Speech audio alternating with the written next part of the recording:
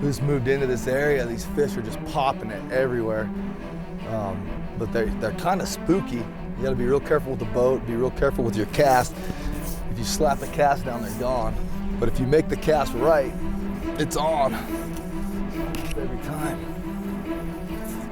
We're watching them, they're cruising. You can see them popping, cruising out here. And they're pretty aggressively, everyone, pretty aggressively chasing these flies down. So if you can see one cruising, you can actually see their heads come up and cruise. You throw it right in front of them, just a delicate little presentation, and they just crush it almost every time. Right in the middle of them. Oh, right there.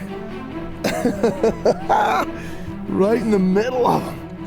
A whole pot of them just feeding right there. It's crazy. It seems like they start working and a whole bunch of them just get up and start crushing flies.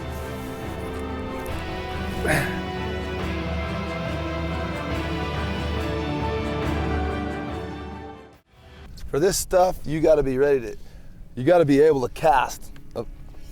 You gotta be able to cast far and accurate both.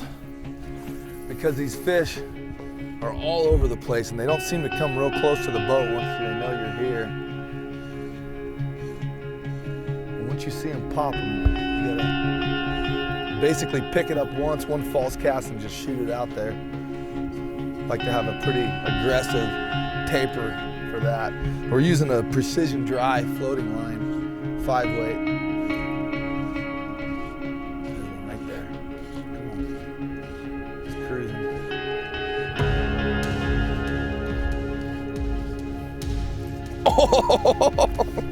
Of course, he's the littlest one of the trip. There we go.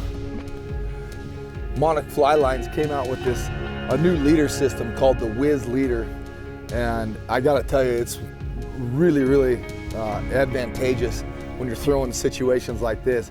They made it out of their gel spun material that they use to make their fly lines with, and when you hold it in your hands, you can tell immediately it's different than a nylon or a fluorocarbon. It's really supple, and once you straighten it out, it never kinks again. It just lays out there nice and flat every time.